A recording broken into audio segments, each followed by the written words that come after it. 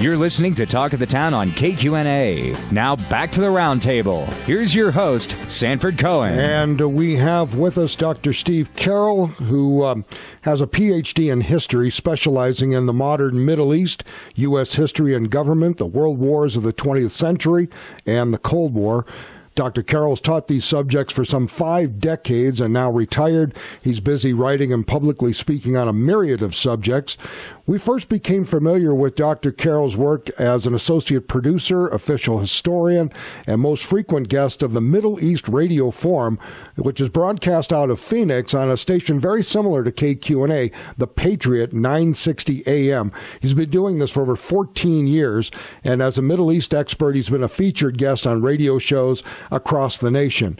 He's written 7 books. His latest book, Understanding the Volatile and Dangerous Middle East, is a Middle East library rolled into one volume on 10 major subjects. I bought the book having seen Dr. Carroll at the Desert Hills Church down in Phoenix, and I'm about halfway through this book, and it is, and I mean this complimentary, it is stupefying the amount of information that is in this book and the degree to which humanity has been focused on this tiny section of the globe. So it is our pleasure to welcome live to our KQNA microphones Dr. Stephen Carroll. Dr. Carroll, welcome. Thank you, Sanford. I want to start out with a premise, and then wherever it goes, it goes. But on page 504 of your book that I read this morning, as a matter of fact, I saw the following sentence, and it says, "Few Westerners can comprehend the degree to which hatred of Jews permeates every aspect of Arab-Muslim culture."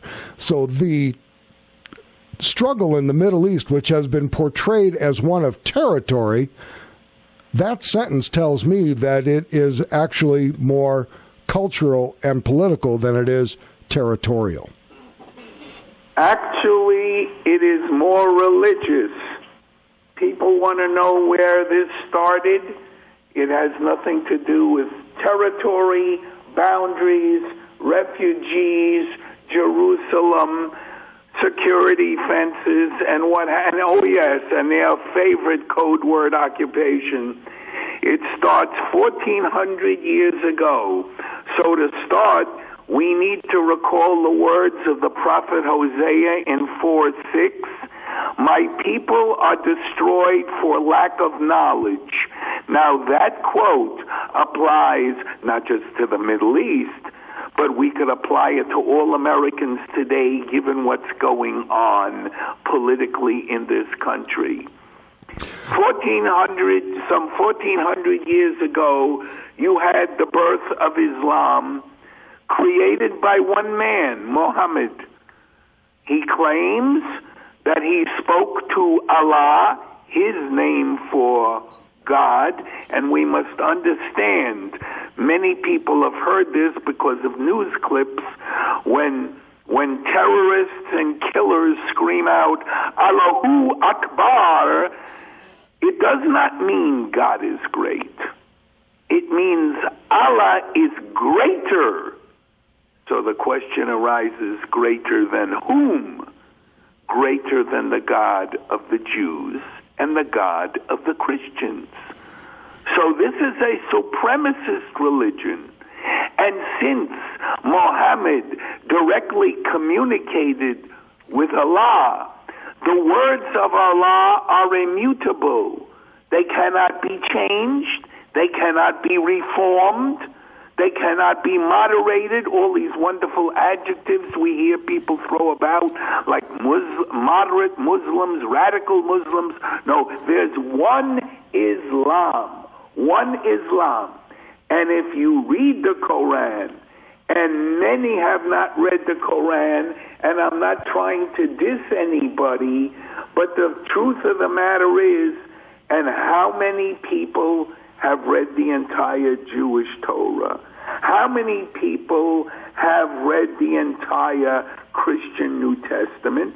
There is a body, but not everybody. And given the fact that most people live in the West and they have barely been introduced to Islam. I recall many times when I speak that up until 2001, most public schools in the United States, at least through high school, what did they teach about Islam? Well, if you looked in the World History book, it said Islam is one of the three monotheistic religions. It's got a different name for its, or each has a different name for its prophet or leader, a different name for its holy book, and a different name for the place it congregates or meets to worship. That was it, except for a tiny section about the Crusades, nothing else about Islam. But after 9/11/2001, there were those who began to say, wait a minute, we need to understand this.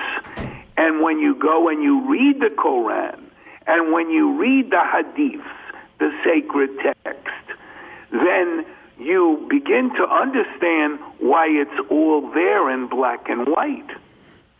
And the Quran is written so that there are early passages in which Muhammad speaks favorably of Jews because he says there's a common linkage.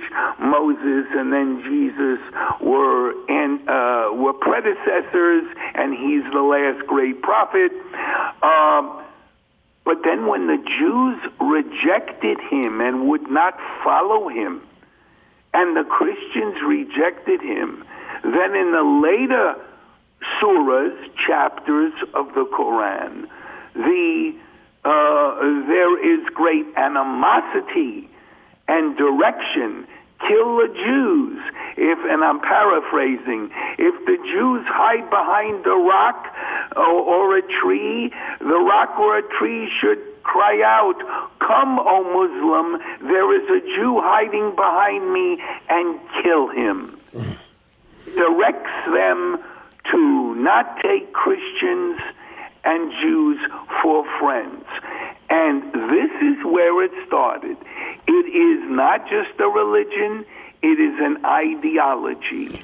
That ideology is believed, and let me stress, because this is a favorite topic that constantly comes up. There's 1.6 billion Muslims in the world.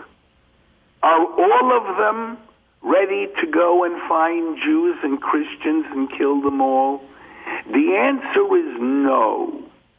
And one of the reasons I believe that you have governmental leaders in many countries saying this is not against Islam, and then they go, I think, a bit too far and say Islam is a religion of peace.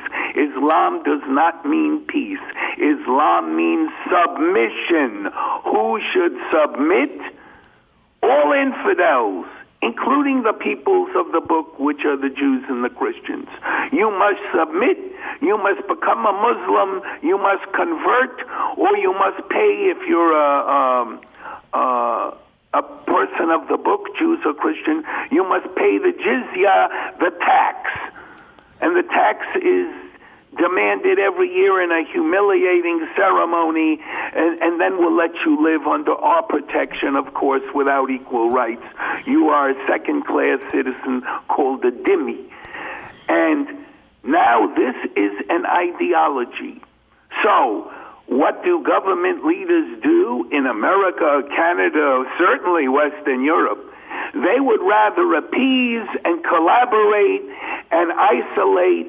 And that's a very lethal mix. We tried that 1931 to 1941, and the result was World War II. Yeah, Dr. Carroll, how complicit or enabling is it to have a leftist or liberal ideology that is somehow also opposed to religious people, the traditional religions of Judaism and Christianity. These leftist movements are generally secular. So here you have a group of secular people who have rejected religion, and yet they share much in common with a very ultra-Orthodox kind of religion in Islam. Right. This is now an alliance of convenience. They're both against the traditional Western Judeo-Christian principles, traditions, government, the kinds of government we have in the United States. They're against the Constitution. And what's important is there may be some government leaders who say, no, our enemy isn't all of Islam. Okay. So then they use these adjectives, radical, moderate. There is no such thing, okay? There is no such thing in reality. And I'll give you a quote on that in a minute. However, there are those who are perpetrating this violence. Just before I came on the air, I heard your news, and they say there's an axe murdering occurred in Germany. Now, I don't hear who it was, and they're very reluctant to say the man's name, because as soon as you say his first name is Mohammed, everybody knows what it is. But how many of these radicals, quote-unquote, terrorists, may there be who are our enemy? They're sworn to do this. They are here in the United States. They have sleeper cells. We've seen it happen in San Bernardino and elsewhere. My estimate, conservative, is 20%. What is 20%? Quick math. 300 million. Those who are dedicated to use terrorism, murder, and however else you can gain control, because understand, they are waging jihad, holy war. And Yusuf al-Qaradawi, spiritual leader of the main Islamic movement in France, explained that Muslims in the West may use terror, they may use seduction, they may exploit Westerners' sense of guilt, they may grab public spaces, they may change laws, and they may create their own society inside Western societies until they become the Muslim societies. And this is what's going on, and this is the struggle we face. But do understand, there is no real difference, and among many, including the current president of Turkey, Erdogan, he has said Islam is Islam, and that's it. There is no moderate. That's insulting. Well, Dr. Carroll, we're going to need to take a quick break, and we'll be right back. Dr. Stephen Carroll is our guest for the full hour, talking about understanding the volatile and dangerous Middle East. You're listening to Talk of the Town on KQNA. Now back to the roundtable. Here's your host, Sanford Cohen. And we're back with Dr. Stephen Carroll, author of, amongst several books, his latest one, Understanding the Volatile and Dangerous Middle East, 1,000 pages, probably the single best reference piece of material I've seen on the Middle East in terms of the sheer volume of conflicts and takeovers and abandonments. And it's almost as if, Dr. Carroll, that this area has had nothing but nonstop conflict going on.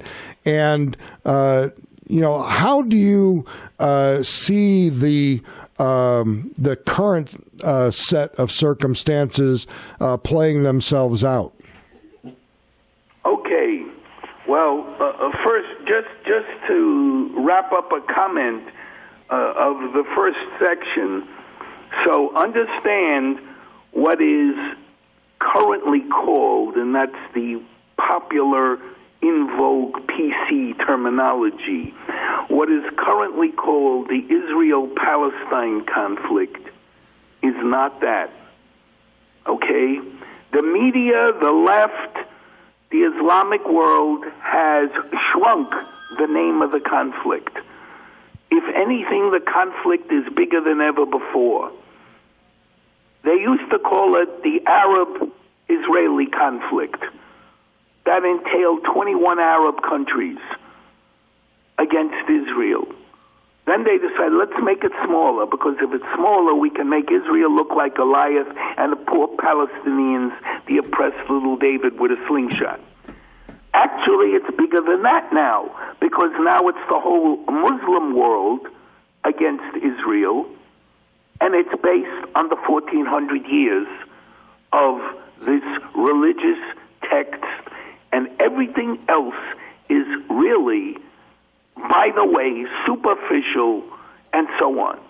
Now you ask me, how do I see the conflicts in the Middle East? Well, at the present, there are dozens going on. Each one plays out, but this is part of the history. How did Muhammad start in Mecca, go to Medina, come back and conquer Mecca, and from that little city or that little area, how did Islam spread to the entire Arabian Peninsula, to the entire, what I call core of the Middle East, the Levant, the area where Israel, Lebanon, Jordan are today? How did it spread across North Africa into Spain, conquering all of Spain, entering France, and only stopped by Charles Martel at the Battle of Tours in the 8th century? How did it spread into Turkey and across Central Asia and deep into the Indian subcontinent and as far west as Xinjiang, China? How did it get into the Balkans and move into Eastern Europe as far as the gates of Vienna? The answer is through jihad, through conquest. So fighting and conquest is the nature of the history. That there was a pause between roughly, let's say 1830 to about 1930, give or take. It's because the Europeans, with advanced technology and advanced equipment, could come in and quiet down the place and carve it into different colonies. So that period, that was really an abnormality compared to the overall history. And so you have many conflicts going on, but now they're becoming linked. ISIL, okay, not ISIS, but ISIL, ISIL, the L stands for Levant. It's not just Iraq and Syria, it's the Levant. The Levant is the area from southern Turkey, includes Lebanon, Israel, Jordan, the Sinai Peninsula.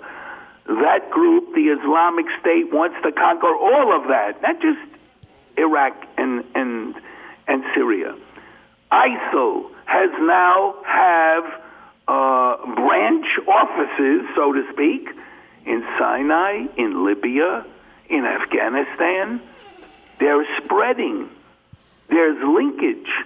They have a branch in Nigeria, in Somalia. There's linkage. Now, you asked about the left and Islam.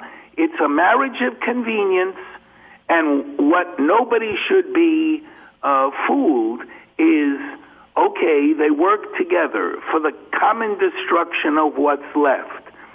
This is much like, in history, the Nazi Germans and the Imperial Japanese working together to defeat the Allies. Does anybody have any question that, let us say, God forbid, they had conquered the West, defeated the Allies, including the United States, that sooner or later one would turn on the other because each wanted mastery of the entire globe? The same thing will happen if, God forbid, the West crumbles. The leftists will turn on the Islamists, and in that one, I believe the Islamists would win because they have the force of history behind them.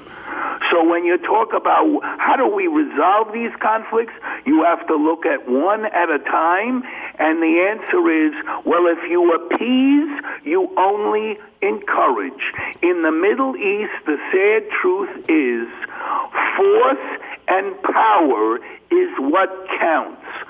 They look upon negotiations as a tactic. They look upon compromise as a weakness. Well, one thing I've noticed in your book over and over again is when there has been a conflict, it was preceded by some sort of a negotiation where what they were negotiating on was unacceptable, so they went to war, and then after the war was over, they came back and said, okay, well, we'll take the original deal. And yes, that's called limited liability war.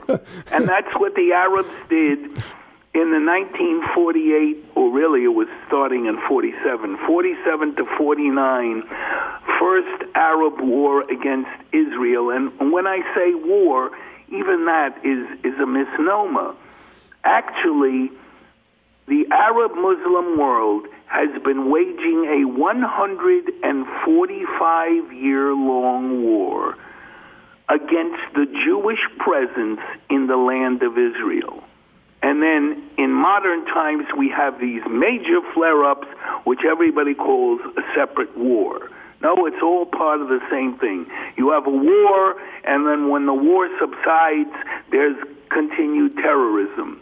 And in 1947 to 49, after that first major flare-up, the Arab, what the Israelis call their War of Independence, then the Arabs said, oh, okay, now let's you go back to the 1947 UN partition plan, and we'll start from there. And the Israelis said, no, you launched a war of aggression to exterminate us. We're not going back. Then after the 56 war, they said, oh, let's go back. And then they had assistance. President Eisenhower forced Israel to go back. And Israel learned the hard way, international guarantees are almost meaningless, because Eisenhower guaranteed them, we will not let Egyptian troops come back into Sinai or Gaza. The very next day after Israel pulled out of Gaza, back the Egyptian troops were. Now, you've learned that. And after 67, then, and Israel again, they were attacked. It was a legitimate war of self-defense. Article 51 of the UN Charter says every country has the right of self-defense. They gained territory, and again the Arabs came back and said, oh, now go back to the 1949 lines. And they've been harping on that one ever since, including the wonderful, and I'm being facetious here, wonderful concept of President Obama.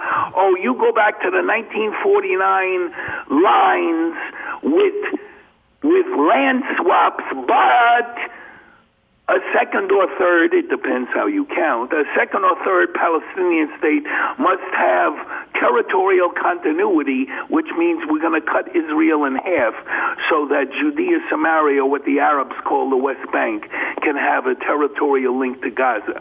So this is the game they have played for decades, limited liability war. We lose, let's go back. We're going to take another break for news. Dr. Stephen Carroll is our guest for the full hour, discussing the volatile and dangerous Middle East, his 1,000-page volume.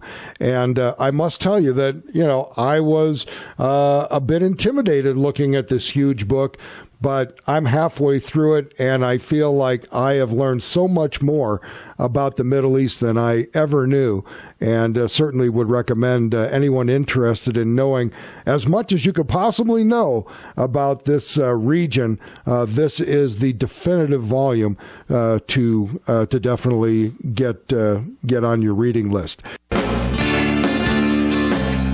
You're listening to Talk of the Town on KQNA. Now back to the roundtable. Here's your host, Sanford Cohen. And more of our conversation with Dr. Stephen Carroll, a Middle Eastern expert, and has written the definitive volume on understanding the volatile and dangerous Middle East.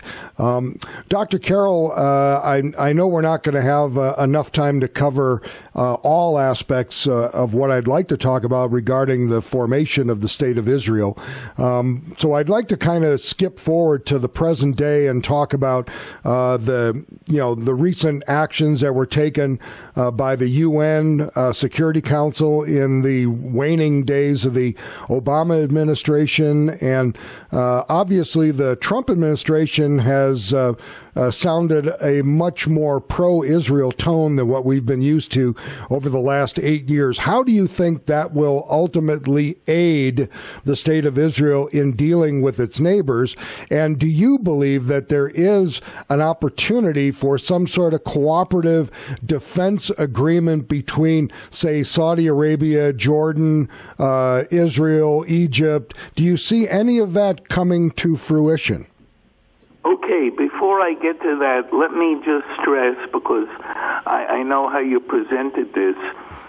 The book, Understanding the Volatile and Dangerous Middle East, is not designed to be read as a novel. Right. There are really 10 separate sections. That's like 10 separate books, and you tackle it one at a time.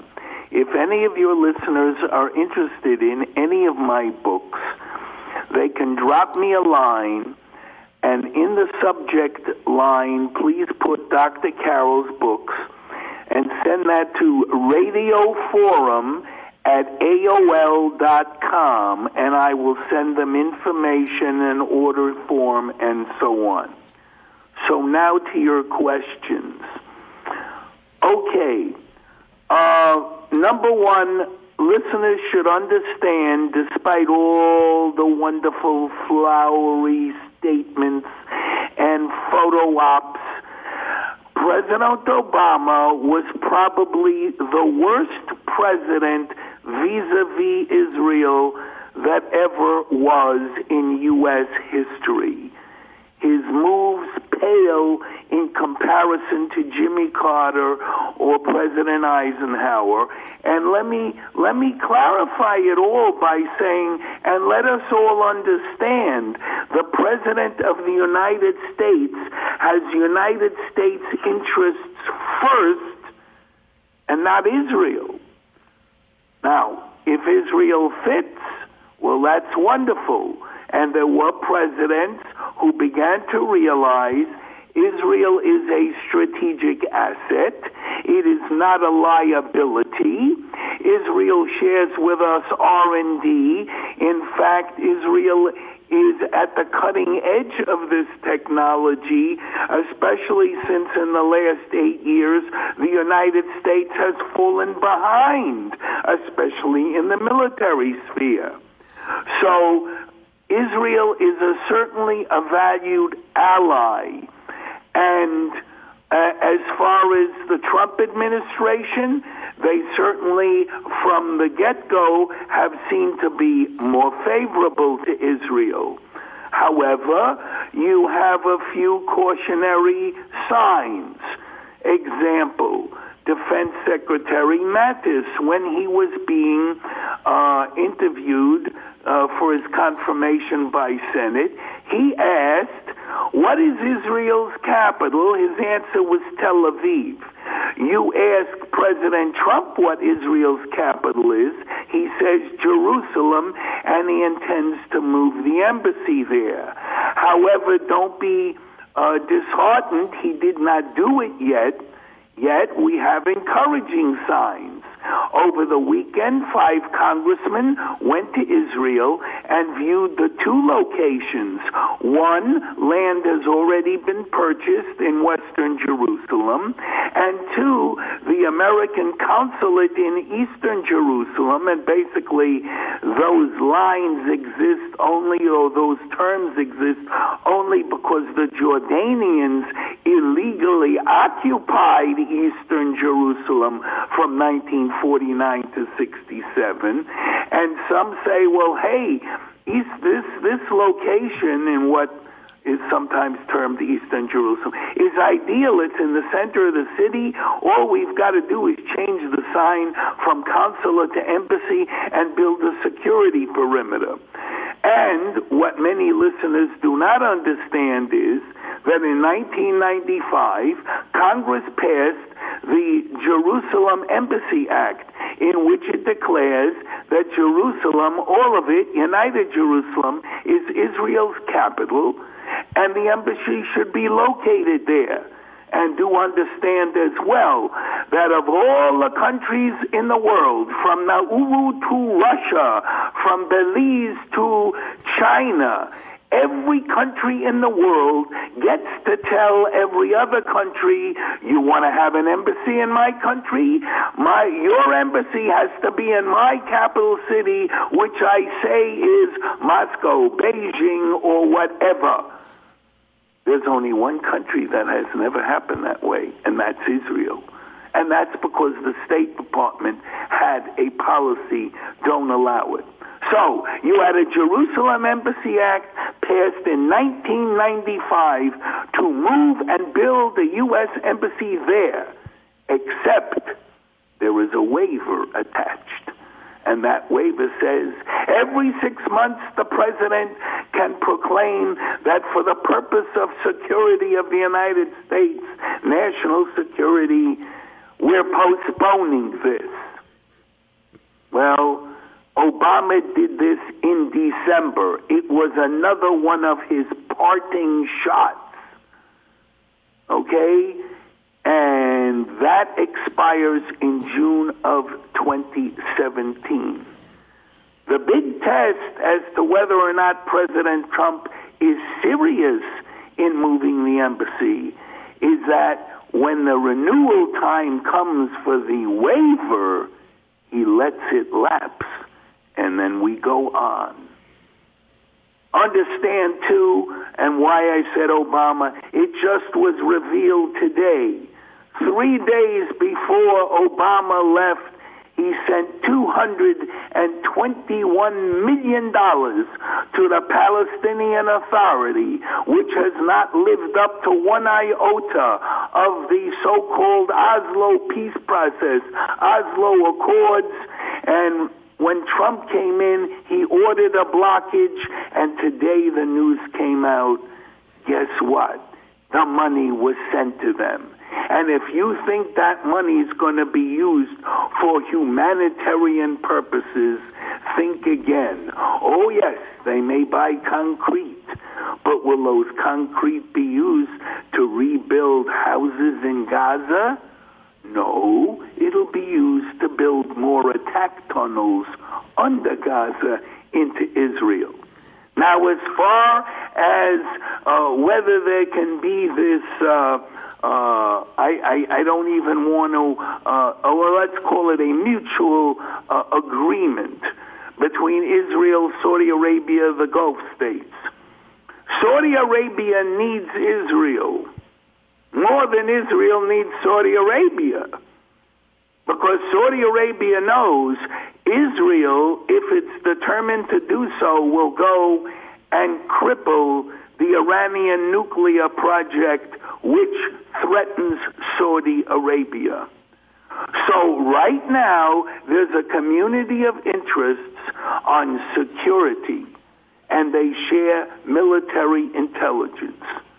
This does not mean that the Saudi Wahhabis, which is a puritanical form of Islam, which the Saudis, remember, have been the prime exporters of promoting jihad and Wahhabism, Sunni extremism across the world by funding schools and mosques and giving monetary aid and supporting various groups.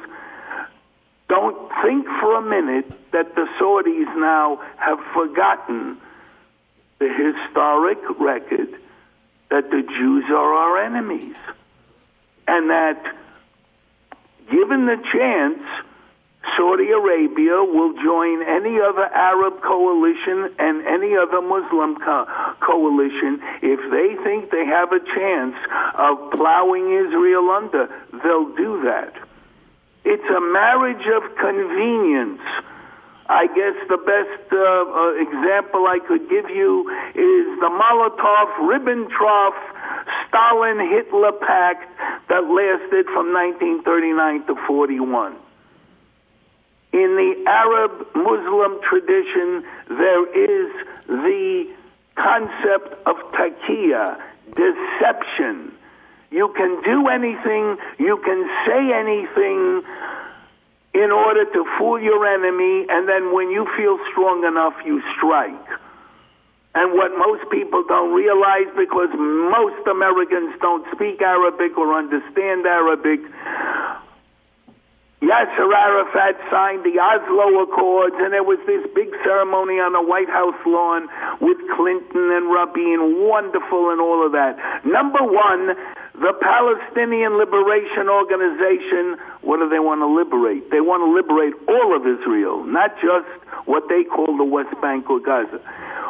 The Palestinian Liberation Organization did not ratify that agreement. The Israeli Knesset did, but they never ratified it. And when he came home, there were people, you signed with the hated enemy? You signed with the Zionists? And he said in Arabic, not in English, but there are videos out there. He just kept reminding them of the Treaty of Al-Hudaybiyah. Al-Hudaybiyah. And then everybody knew what the game plan was. Al-Hudaybiyah was a treaty that Muhammad signed with the people of Mecca. He was in Medina. He was not strong enough to conquer them. He had fled Mecca. And he signed a treaty for 10 years, non-aggression, peace, whatever you want to call it. After 2.5 years, he was strong enough. He conquered them. End of story. So one must understand, right now, there's a marriage of convenience. We share intelligence data. Don't put any more to it than that. We will see if, one, Mr. Trump will confront Iran alone, or will Mr. Trump give Israel a green light and the weaponry to knock out Iran's nuclear plants. And let me explain there another thing. Iran, that I know and I list them in the book, has over 60 nuclear sites spread out in a country as large as Alaska. Can Israel take all that out? No. But what you do is you know which particular plants are the keys in the total assembly processing system. You knock those out, you buy yourself some time. Perhaps in that time period, with Iran unable to build nukes, then there might be an uprising of the people, which they seem to be very upset with the mullah's rule. But the last time they tried that in 2009, Obama sat on his hands and did nothing. So that is as far as any possible Israel-Saudi Gulf states cooperation. Israel cooperates with Egypt, too, on intelligence. They have a common enemy, the Muslim Brotherhood. They have a common enemy, ISIL. But believe me, most Egyptians would love to tear up the Egyptian-Israeli peace treaty, even though it has survived over 30 years, because it's a one-way treaty. It is really a solid frozen monolith. But they cooperate. El-Sisi needs to survive. He will cooperate with Israel for intelligence and support. Dr. Carroll, it has been a very, very informative and a very fast hour. And if you're folks listening that are interested in acquiring a copy of Dr. Carroll's book, Understanding the Volatile and Dangerous Middle East, an email to radioforum@aol.com, and in the subject line, Dr. Carroll's book, and you will have a ton, and I mean that literally, of information regarding this very volatile, and I'm using your words now, volatile and bewildering area of the world. Dr. Carroll, it's been a joy to have you with us on Talk of the Town. Okay, thank you very much, Sanford. You bet.